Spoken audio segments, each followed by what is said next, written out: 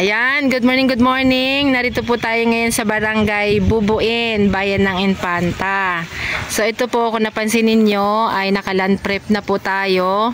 At sa wakas po, natagpuan na po natin ito si Sir Edwin, na kung saan ay hindi natin masyadong nakikita at siya nagbabakasyon sa Amerika. Sa Amerika?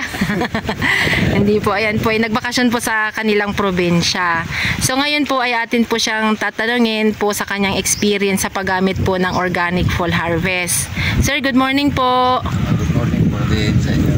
Kamusta po ang ating experience sa paggamit po ng ating organic fall harvest?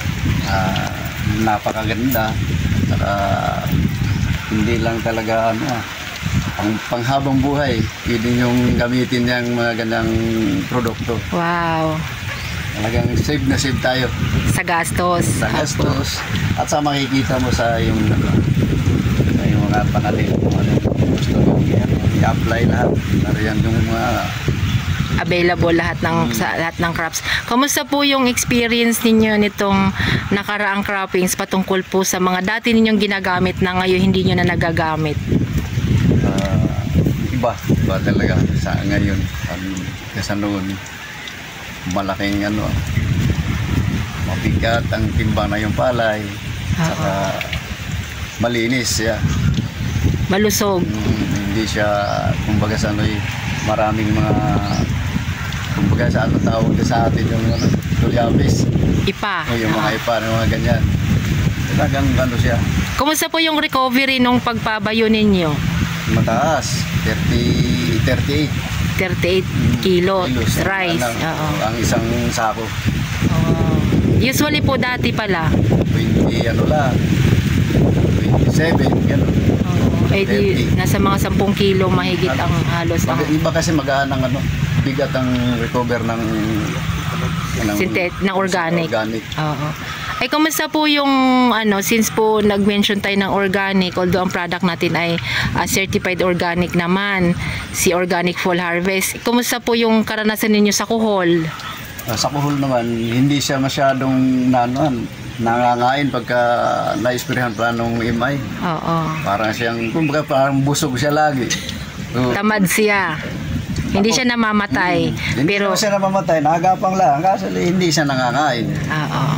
Napakaganda talaga sa Pero sa tingin po ninyo, itong cropping na ito, makapagpatay kayo ng kuhol? Hindi na. Hindi na natin kailangan yung mga yan, wala ka nga makikita dito sa mayroon ka naman makita, yung pailan lang. Hindi ka tulad noon na talagang alam mo graba na nagkalat na siya. Tama. Sa yung palayan. Ay sa damo po kaya? Sa damo, parang hindi rin siya tulad nung nakaraan. Mayroon ka nakikita pero biglang nawala. Para siyang nalulusaw. Nagiging lumot pag napapatubigan. Opo, yung lupa po ninyo ngayon, pag titignan po natin na ganyan, ay para pong matigas. Pero yung lakad po napakalambot yan. Pagkapakan mo yan, Ay, ang inyo pong punla sa ngayon, ay dati po ba gumagamit kayo ng synthetic sa punla? Hindi na. Noon, nagagamit noon pa. Pero ngayon, nung simula nung full harvest na tayo ng organic, wala na tayong Kumusta po ang experience sa punla nung full harvest niyang ginagamit ninyo? Sobrang ganda, matigas. At saka hindi mo siya basta-basta bali ng hindi katulad ng sa synthetic na malambot siya. Yung mortality niya na mataas. Ay, maganda niya. Lagi siyang kumbaga malusog. Ayan. So ayan po, so sa kuhol ay wala na tayong nakikita sa damo kasi ngayon nagpapatuyo tayo at mag-spray nga po nung MI, nakapag-spray na.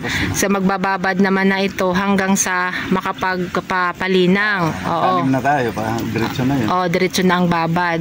So usually po ay pagka nakapagtanim ay problema po naman natin si Uod, si Atangya, si Borer, ay kayo po bagay nakakaranas pa ng ganon?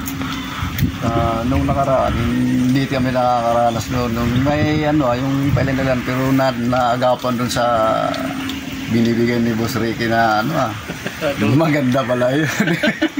Pwede sa tao. Pwede walang ka delikado sa buhay. Yes. At ano po, pagka sinabi po kasi natin organic, dapat alam po natin mismo na nagtanim na wala talaga yung naka-spray na kahit na anong lason. Yung iba po kasi, porkit gumamit lang ng organic fertilizer, nagkiklaim na sila ng organic, pero mayroon naman silang mga iba pang ginagamit. But kayo po, nung nakaraang cropping ay hindi po kayo nakakapaglagay ng kahit na anong chemicals. Hindi talaga. Opo, maliban po sa synthetic.